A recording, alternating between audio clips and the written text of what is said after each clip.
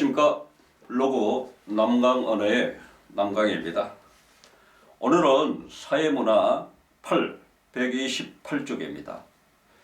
자, 이 글은 화폐의 기능과 가치에 대한 글이죠. 자, 전체 5문단으로 나눠지게 되는데, 자, 첫 번째 문단 보겠습니다. 자, 화폐란 무엇인가? 라는 질문에 답하기 이에 그렇습니다. 자, 화폐란 무엇인가? 화폐의 개념입니다. 화폐란 무엇일까? 이 질문에 답하기 위해 경제학자들은 그 개념을 직접적으로 서술하기보다는 화폐의 역할과 기능을 통해 그 속성을 설명하고자 파악하고자 한다 그렇습니다. 자, 여기 첫 번째 문장 전체 몇 줄 하고요. 화폐란 무엇인가? 여기다 동그라미 하고 화폐의 개념 이렇게 적어놓습니다. 자, 이 화폐의 개념 이것에 답하기 위해 경제학자들은 그렇습니다. 경제학자들 동그라미요.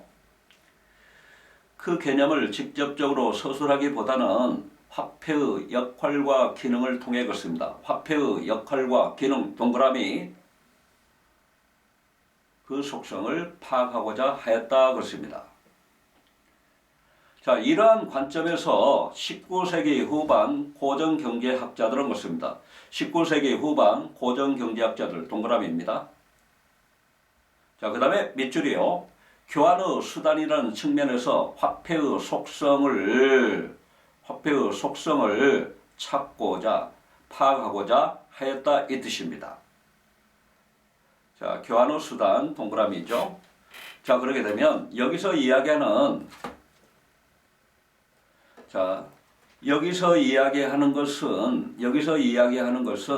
지금 화폐의 기능을 이야기하고 있는데 첫 번째 교환의 수단이 나왔죠. 교환의 수단 동그라미 했는데 거기다가 기능 1이라고 적어주죠.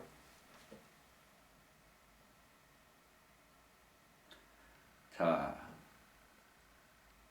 맹거 제본스 그렇습니다. 자, 맹거 제본스 그렇습니다. 자, 인물이 나오게 되면 반드시 동그라미입니다. 그 인물이 주장하는 부분이라든가 이론 부분은 잘 정리를 해야 될 겁니다. 자, 맹거 제본스 그렇습니다. 맹거 제본스는 이 문장에서 이야기하는 19세기 후반 고전 경제학자들이죠. 물물 교환에 의한 교환 거래의 불편함을 극복하기 위해서 그렇습니다. 교환의 매개로서 화폐가 출현했다는 이론을 전개 여기까지 몇 줄. 교환의 매개 수단으로서 화폐가 출현했다는 이론을 전개했다 그렇습니다. 자, 어떤 거래 과정에서 자, 거래의 불편함을 극복하기 위해서 화폐가 지불 수단으로 역할을 했다는 이야기입니다. 자, 여기 보게 되면 지금 여기 이야기하고 있는 것은 맹거와 제본스는 이래해서 화폐가 출현하게 됐다. 출현의 배경에 대해서 이야기하고 있는 겁니다. 물물 교환으로만 거래가 이루어지는 경제에서는 사람들이 시장에서 물건을 직접 맡겨놓을 수 있는 다른 사람을 찾아야만 한다 그렇습니다. 어떤 사람은 자신이 가진 물건의 대가로 교환이 손쉽게 잘 이루어지는 물건을 받으려고 할 수 있다 그렇습니다. 이때 그 물건은 사용하기 위한 용도가 아니죠. 그것을 다시 교환함으로써 자신이 정말 필요로 하는 제3의 물건을 얻는 교환의 매개수단이 된다 그렇습니다. 그렇죠? 자, 마지막 문장에서요. 그 물건은 동그라미 하고요. 자, 밑줄 합니다. 제3의 물건을 얻는 교환의 매개수단이 된다. 여기까지 밑줄. 매개수단 동그라미. 자, 1문단 소주제를 정리하겠습니다. 경제학자들이 자, 화폐의 개념을 정의하는 방식과 그 다음에 화폐의 기능으로서 뭘 이야기했는가요? 교환수단으로서 화폐를 이야기하고 있죠. 자, 1문단 소주제 정리해 보겠습니다. 화폐의 개념을 정의하는 방식과 교환 수단으로서 화폐에 대해서 이야기하고 있죠. 자, 2문단 들어갑니다. 2문단 첫 번째 문장 밑줄입니다. 마찬가지로 화폐가 교환의 매개물로서 기능만 한다면 그렇습니다. 화폐의 형태는 물리적으로 존재할 필요가 없다고 했습니다. 쭉 밑줄입니다. 화폐가 단지 교환의 매개물로서 기능만 한다면 그렇습니다. 자, 지불 수단으로서 기능만 한다면 그렇습니다. 화폐의 형태는 물리적으로 존재할 필요가 없다고 했습니다. 자, 교환의 매개물, 교환 수단으로서 화폐가 기능한다면 화폐는 어떤 특징을 갖게 되냐면 물리적 형태를 갖출 필요가 없다는 특징을 가지고 있다는 이야기입니다. 상품이나 물건이 아닌 단순한 증표나 지불 약속만으로도 그렇습니다. 교환의 매개 기능은 얼마든지 가능하기 때문이다 그렇습니다. 자, 물리적 형태가 없더라도 사람들의 신뢰가 전제된다면 교환의 매개 기능은 얼마든지 가능할 것입니다. 예를 들어 그렇습니다. 세모입니다. 오늘날 세계 전체의 화폐 총량은 약 60조 달러이지만 주화와 지폐의 총액은 6조 달러 미만이다. 자, 주화와 지폐의 총액 그렇습니다. 물리적 형태를 갖춘 것을 이야기하는 거죠. 화폐 총량의 90% 이상, 즉 은행 계좌에 나타나는 50조 달러 이상의 액수는 컴퓨터 서버에만 존재한다 그렇습니다. 물리적 형태가 없다는 이야기입니다. 그에 따라 대부분의 상거래는 하나의 컴퓨터 파일에 들어있는 전자 데이터를 다른 파일로 옮기는 방식으로 이루어지고 있다 그렇습니다. 뭘 이야기하고 있는가요? 이는 물리적 형태에 없어도 매개 수단으로서 화폐의 역할을 할 수 있음을 말하고 있는 것이죠. 자, 이 문단의 소주제는 교환의 매개물로서 화폐가 가지고 있는 특징에 대해서 이야기하고 있습니다. 3문단 들어갑니다. 3문단 또한 첫 번째 문장 밑줄입니다. 또한 그렇습니다. 세모죠. 자, 앞에서 화폐가 교환의 매개 수단으로서 기능을 가지고 있다고 이야기했습니다. 또한 그렇습니다. 그래서 여기에 다시금 화폐의 기능을 이야기할 듯 싶습니다. 또한 그렇습니다. 첫 번째 문장 밑줄 어디까지?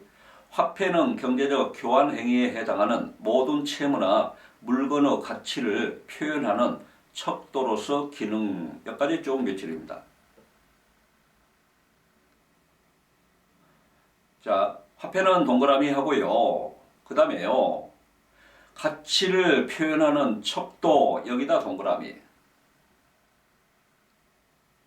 자, 가치를 표현하는 척도라는 이야기는 무슨 이야기냐면 상품의 가치를 화폐로 나타냈다는 이야기입니다. 상품의 가치를 화폐로 나타냈다는 이야기입니다. 자, 경제학에서 가치는 네모하고요. 경제 주체로 하여금 어떤 재화를 소유하고 시게끔 만드는 원천, 여기까지 밑줄 정의죠. 이러한 가치는 그렇습니다. 가치는 동그라미 사용가치와 교환가치로 나눌 수 있다. 쭉 밑줄. 사용가치와 교환가치로 가치를 나눴네요. 전개 방식상 분류죠. 자, 사용가치, 교환가치, 우리에게, 자, 우리 같은 문외한에게는 사용가치나 교환가치 낯섭니다. 그렇게 되면 글쓴이는 반드시 설명해 줄 겁니다. 전개 방식상 정의란 이야기입니다. 사용가치, 네모하고요. 내가 어떤 재화를 직접 사용해서 효용을 얻을 수 있기에 생기는 가치, 여기까지 밑줄. 내가 어떤 재화를 직접 사용해서 효용을 얻을 수 있기에 생기는 가치 그렇습니다. 효용이란 것은 만족이죠. 교환가치, 네모하고요. 그 재화로부터 직접 효용을 얻을 수는 없지만 그렇습니다. 사용가치가 있는 다른 재화와 교환할 수 있기에 생기는 가치 그렇습니다. 정의죠. 주의할 것은 교환의 매개로서 화폐는 경제에서 그 자체의 사용가치가 거의 없는 존재라는 점입니다. 화폐는 동그라미입니다. 다른 사물들의 사용가치의 지정자로서 존재한다고 씁니다. 쭉 몇 줄입니다. 지정자는 척도를 이야기하는 거죠.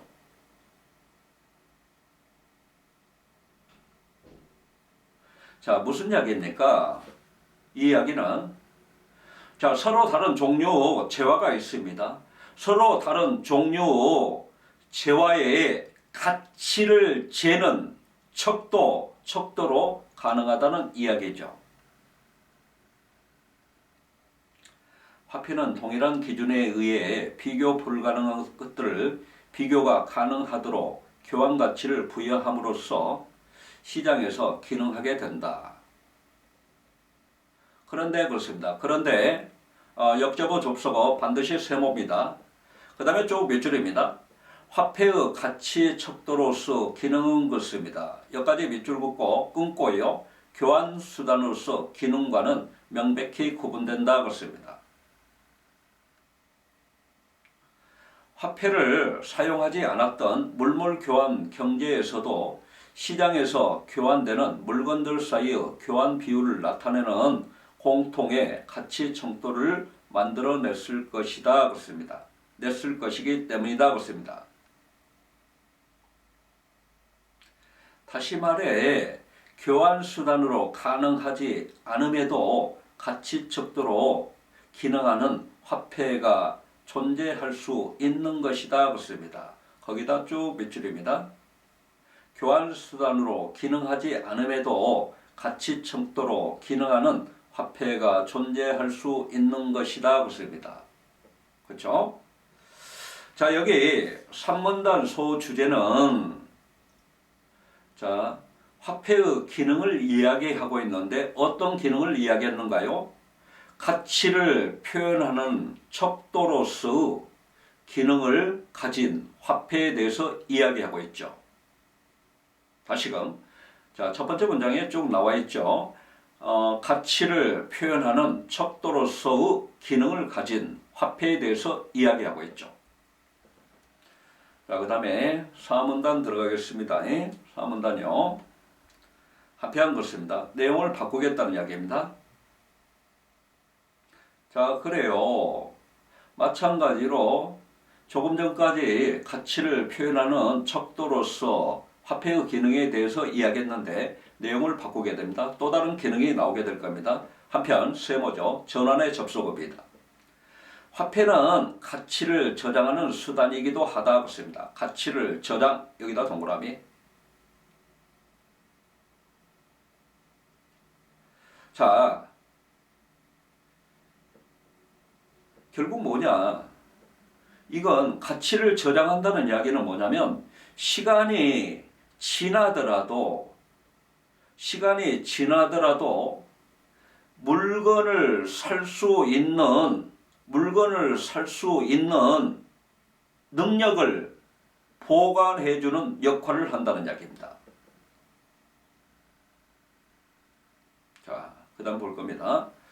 화폐의 가치 저장 기능은 교환의 매개로 화폐가 기능하면 가능해진 간접 교환이 시간과 공간 차원으로보다 넓어진 것이라고 볼 수 있다 그랬습니다. 자, 넓어졌다는 이야기는 확대되었다는 이야기죠. 다시 말해서 가치의 저장은 시간과 공간을 초월한 교환의 한 형태라고 할 수 있다 그랬습니다. 여기 중요한 말이죠. 가치의 저장 동그라미 하고요. 시간과 공간을 초월한 교환의 한 형태 여기까지 밑줄. 그 다음에 시간과 공간을 초월 여기다 되면은 동그라미 하세요.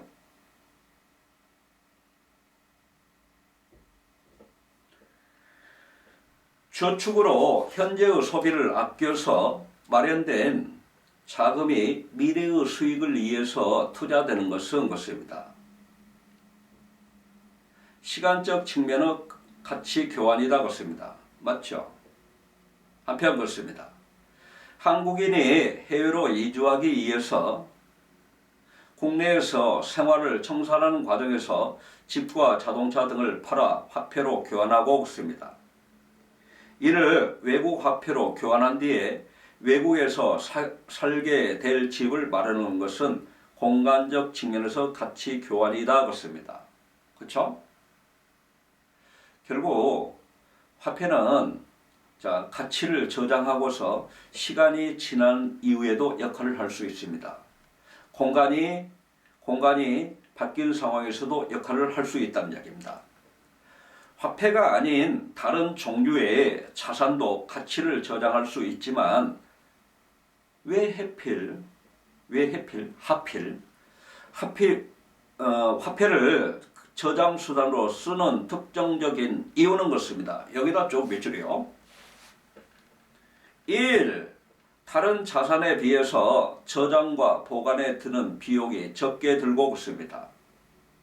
다른 자산에 비해서 저장과 보관에 드는 비용이 적게 들고 있습니다. 효율성이 좋습니다.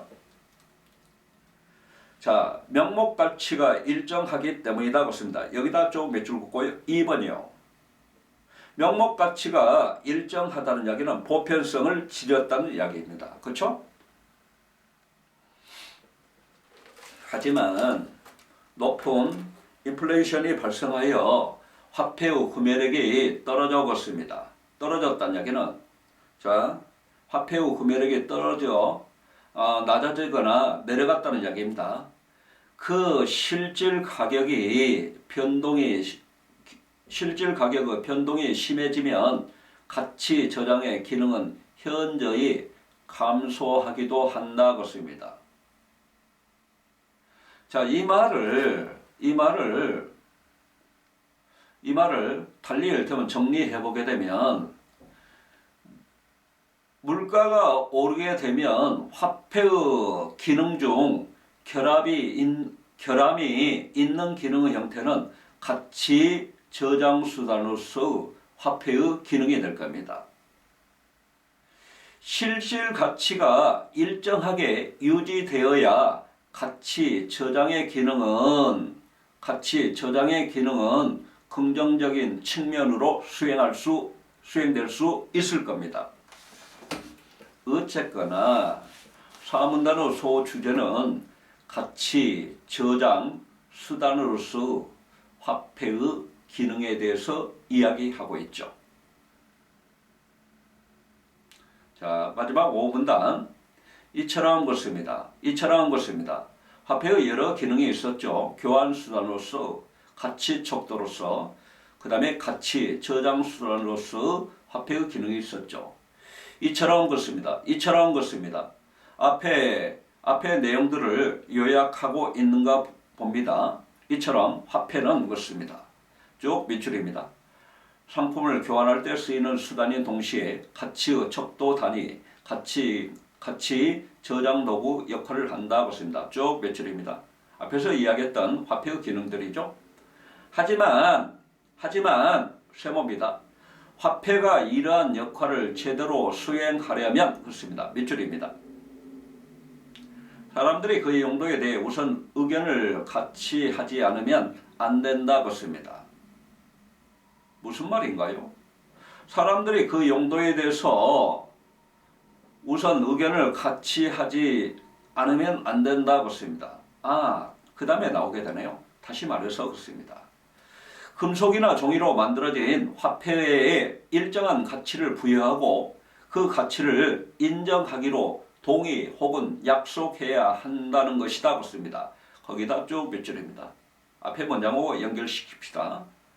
화폐가 교환수단, 가치 척도, 가치 저장 이러한 역할을 제대로 수행하려면 금속으로 이루어진 화폐, 종이로 이루어진 화폐에 일정한 가치를 부여해 줘야 됩니다. 그리고 사람들이 가치를 인정하기로 동의 또는 약속이 있어야 된다는 이야기입니다. 이러한 약속이 이행될 때 화폐는 비로소 그 기능을 발휘하기 시작한다 그렇습니다. 자, 뭘 이야기하고 있는가요? 화폐가 제 기능과 제 역할을 다하기 위해서 필요한 조건에 대해서 이야기하고 있는 겁니다. 따라서 화폐를 축적할 때는 돈으로 통용되는 쇠붙이나 종이의 조각들이 쌓이는 것이 아니라 그 물건들에 뭐가 들어있습니까? 사람들의 신용과 약속과 동의가 있는 거죠. 그 물건들에 인간이 부여한 신용의 가치들이 쌓이는 것이라 할 수 있다고 씁니다. 그렇죠? 자, 여기 오문단의 소주제 뭔가요? 화폐가 제 기능과 역할을 하기 위해서 필요한 조건에 대해서 이야기하고 있습니다. 오문단 소주제 다시 한번 정리해 볼까요? 화폐가 제 기능과 역할을 발휘하기 위해서 필요한 조건들 이렇게 잡아주면 되겠습니다. 그렇죠? 자, 여기까지 읽어봤고요. 전체적으로 주제하고 제재하고 전개 방식 그 다음에 혼자 공부할 때 체크해 볼 부분을 말씀드리고서 끝내겠습니다. 자, 전체 주제는 화폐의 기능과 역할을 통해서 바라본 화폐의 가치가 되겠죠. 그 다음에 전체 이야기하고 있는 제재의 형태는 즉 화폐의 기능입니다. 세 가지 기능이 있었죠. 전개 방식은 화폐의 기능을 병렬적으로 나열하고 있습니다. 교환수단, 가치척도, 가치저장. 그러면서 화폐의 특성, 화폐의 속성을 설명하고자 했죠. 자, 그 다음에 여러분께서 혼자 공부하실 때 자, 화폐의 기능 다시금 이야기하는데 교환수단으로서 그 다음에 가치척도로서 가치저장 등 수단으로서 기능을 잘 이해해 가지고 어떤 사례가 나왔을 때에 이 부분들이 교환수단으로서 기능, 가치척도로서 기능, 가치저장 수단으로서 기능을 말하고 있는지 잘 적용시켜 나가야 될 겁니다. 자, 오늘 여기까지고요. 오늘도 고생 많으셨습니다. 오늘 공부한 내용에 대해서 궁금한 내용은 제 블로그 남강언어에 댓글을 달아주시면 제가 내일 답을 드리겠습니다. 그리고 오늘 강의 괜찮았다면 좋아요, 구독 꼭 눌러주시고 자, 그럼 내일 뵙겠습니다.